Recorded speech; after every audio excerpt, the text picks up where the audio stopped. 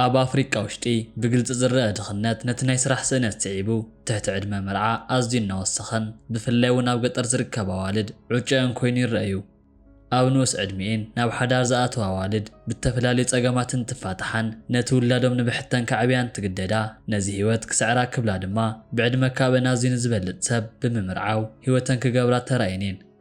ኣብ ሃገረ ጋና ትነብር ዝነበረትን ናይ ሎማዓንቲ መደብና ገይረ ሒዘያ ዝመጻኹን ሳብያት ተባህለት ጓል ምስ ወዲ 97 ዓመት ኣረጊት ሰብኣይ ሓዳር ገይራ ካብ ብዙሓት ሰባት እውን ጸርፍን ቅያዕን በፂሖምዎዮም። ይኹን እምበር ናይ ሓዳሮም መገዲ እንትፈልጡ ድሕሪ ብዙሕ ዓመት እቶም ዝጸረፍዎም ሰባት ኣዝዮም ተጣዒሶም እዮም። እሞ ደኣ ሓቢርኩም ንጽንሑ እናበልኩ ላይክን ሸር ምግባር ድማ ኣይትረስዑ ክብል ፈቱ። ናብቲ መደብ ካሕልፈኩም። ጋና ኣብ ኣፍሪቃ ካብ ዘለዋ ኣብ ጽቡቕ ዕቤት ካብ ዝርከባ ሃገራት ውሽጢ ስማ ተጸዋዕ እዩ። ኣብ ከምዚ ዓይነት ዘይህዱ ኢኮኖሚ እውን ከምታ ናይ ሎማዓንቲ ሰብ ታሪኽና ዓይነት ሳብያ ብዙሓት ተዋልድ ቆልዑ ብዘይኣቦ ንከዕብያ ምፍታን ኣዝዩ ከም ዘጸግመለን ይፍለጥ እዩ። ኣብዚኣ ሃገር ዝነብራ ብዙሓት ተዋልድ እውን ብተባዕትዮ ተታሊለን ሃንደበት ቤተሰብ ክምስረታ ብምሕሳብ ናብ ሓዳር ምስ ኣተዋ ከቢድ ናይ ኢኮኖሚ ፈተና ይጓንፈን እሞ ናብ ቤተሰበን እውን ክምለሳ ስለ ዘይክእላ ሓዳርን ክሳብ ምዕሩይ ዝኸውን ካብ ምጽባይ ወፃእ ካልእ ኣማራፂ የብለንን። እዚኣ ሳብያ ተባህለት ጓል እውን ሃንደበት ህይወት ኢላ ብዝሓሰበቶ ቤተሰብ እኳ ተመስረተት። በዓል ቤታ ጠኒሳ ምስ ሰምዐ ግና ገዲፍዋ ስለ ዝኸደ ብዘሕዝን ኩነታት ከም ዝምለሳ ተስፋ እናገበረት ነቲ ጠኒሳቶ ዝነበረት ቆልዓ ክትወልዶ ኪላያ። ኮይኑ ግና እቲ ዘጥነሳ ሰብኣያ ነዚ ዋላ እኳ እንተሰምዐ ኣነ ኣቦይ ኮንኩን ክብል ንርእሱ ውፅይዎ እዩ። ብኸምዚ ምኽንያት እውን ሳብያ ገና ኣብ ገዛ ቁልዕነታ ኣብ ከቢድ ጸገም ክትወድቕ ገይርዋ እዩ። ድሕሪ ዝኹሉ እውን ንወዳ ብሕታ ኮይና ክትዓቢ ትጅምር እሞ ኣጋጣሚ ኣግያ እኳ ተባህሉ ወዲ 82 ዓመት ኣረጊት ብምልላይ ክሕግዝዋ ጀመሩ። ሳብያ እውን ካብ ግዘ ናብ ግዘ በዞም ኣረጊት ሰብኣይ ስራሕ ናተማረኸት ስለ ዝመጸት ክትዕልሎም እኮላ ምስ ክልተ ኣንስቲ ሓዳር ገይሩ ብዙሓት ቆልዑ ከም ዝወለደን ኣብዚ ሕጂ ብፍቕሪ ከም ዝነብርን ገሊጹላ እዩ። ብኸምዚ ምኽንያት እውን እቲ ዝነበሮም ጽቡቕ ዝኾነ ረኽቢ ናብ ፍቕሪ ይልወጥ እሞ ብዙሕ ላዕልን ታሕትን ክሕልፉ እውን ተገዲዶም እዮም። ኣብ ኣፍሪቃ ውሽጢ ንመንእሰይ ጓል ኣረጊት ሰብኣይ ምምርዓው ሓድሽ ተግባር ዘይኮነስ ካብ ጥንቲ ትሒዙ ዝጸንሐ ናይ ህይወት ሜላ እዩ። ነዚ ዝፍጸመሉ እውን እዞም ኣረግቶት ሰባት ካብ መንእሰይ ብዝበለጸ ሓላፍነት ከም ዝስምዖም ይሕሰብ ስለ ዝነበረ እዩ። ብኸምዚ እውን እዚኣቶም ኩነታት ልሙዳት ስለ ዝነበሩ 90% ዝኾነ ኣዋልድ ኣፍሪቃ ብኸምዚ መልክዕ ምስ ኣረግቶት ሓዳር ገይረን እየን። ስዒቡ እውን እዚኣ መንእሰይ ሳብያ ምስ ኣረጊት ብፍቕሪ ንኽትነብር ብምሕሳብ ንኹሉ ክትገልጽ እንኮላ ናይ ቀረባ ማሓዙታ እውን እንከይተረፉ ነቲ ናይ ውሽጢ ሓሳብ እንከይተረድኡ ሃብቲ ደልያ እዩ ዝኸውን ብዝብል ከሓሚዋ ተሰሚዑ እዩ። ሳብያ ኣብቲ ሰዓት ገና ጓል 21 ዓመት ንእስቲ ክትከውን እንኮላ ዋላ እኳ ኣዶና ምዃን እንተበቃዕት ጽብቕትን ምልክዕትን ኮይና ምስቲ ሓድሽ ሰብኣያን ብዕድመ ኣዝዩ ምስ ዝበልፃን ኣፍቃርያ ብምዃን ሓቢራቶ ክትነብር ጀሚራ እያ። እዚኦም ኣረጊት ሰብኣይ ኣግያ እኳ እውን ንዓኣ ምስ ወዳ ካሕብሕብዋ ስለ ዝኸኣሉ ጽቡቕ ህይወት ክትነብር ከም ዝኸኣለት ገሊጻ እያ። እዚኦም ኣረጊት ሰብኣይ ኣግያ እኳ ኣብቲ ከባቢ ፍሉጥ ብዝነበረ ናይ ባህላዊ ሕክምና ተጠቂሞም ከም ናይ መናእሰይ ዓቕሚ ንምርካብ ከም ዝፈተኑን ጽቡቕ ውፅኢት ከም ዝረኸቡን ተገሊጹ እዩ። ናይ ሳብያ ህፃን ቆልዓ እውን 6 ወርሒ እኳ እንተመልኦ ኣዝዮም ሕያዋይ ኣቦ ክረክብ ኪሉ እዩ።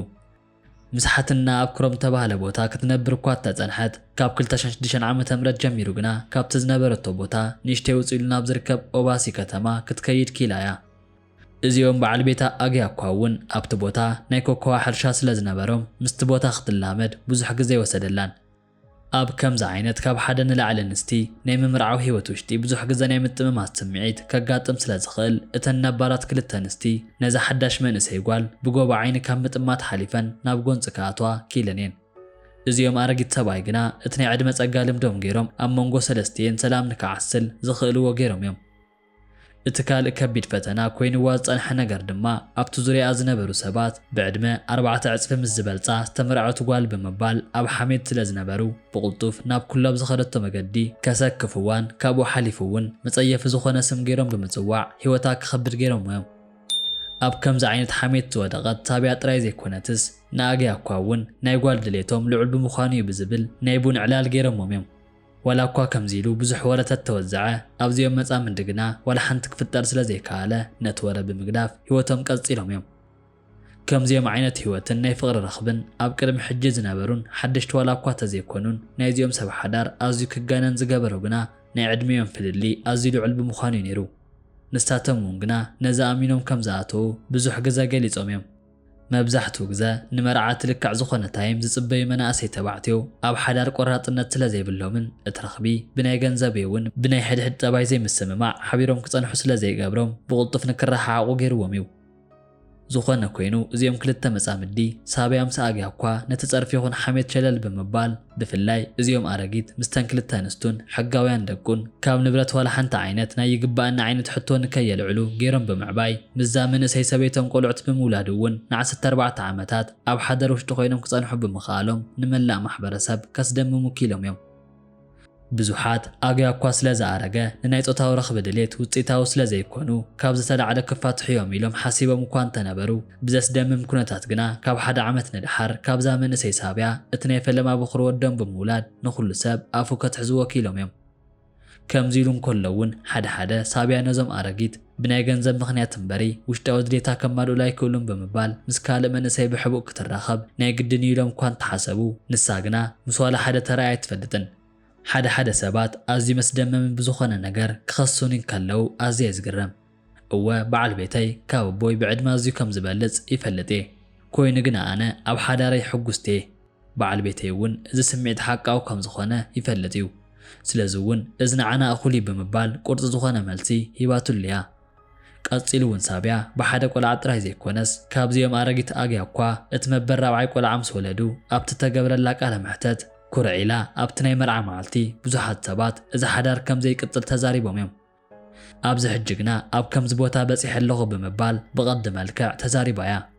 ኣግያ እኳ ቅድሚ 14 ዓመታት ክራኸቡ ከለው ንዓ ኣትዩላ ብዝነበረ ብሕታዊ ቃል ምኽንያት ነቲ ዘይናሃቱ ውላድ እውን ልክዕ ከም ናሃቱ ገይሩ ከዕብዮ ብምኽኣሉ ዓለም መዘራረቢ ገይርዎ እዩ።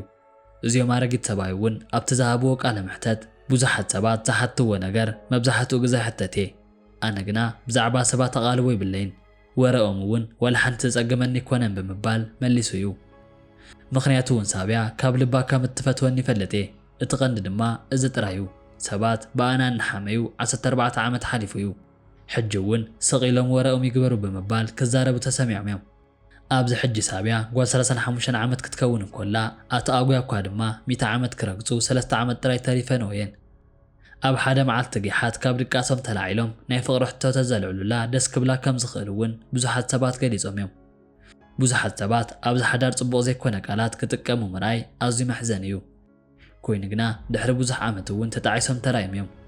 ናይ እዚኦም መጻምዲ እውን ኣብቲ ናይ መርዓ ሰዓት ዝነበረ ይኹን ኣብዚ ሕጂ ዝርከብሉ ፎቶግራፍ ናብ ሶሻል ብምዝርጋሕ ንብዙሓት ሰባት መስደመሚ ገይሮም እዮም።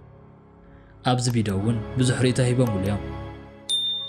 እሞዳ ብዕድመ ድፍእ ዘበሉ ምስ ሓንቲ ሕንጣል ቆልዓ ሓዳር ዝመዓድ ዋላ እኳ ተዘይኮነ ኣብዚ ቪድዮ ዘለኩም ሓሳብ ግና እንታይ ይመስል? ኣብ ናይ ኮመንት ቦታ ግደፍለይ ላይክን ሸርን ብምባል ድማ ናብ ኩሉ ንክባጻሕ ደገፍኩማ ይፈልየኒ።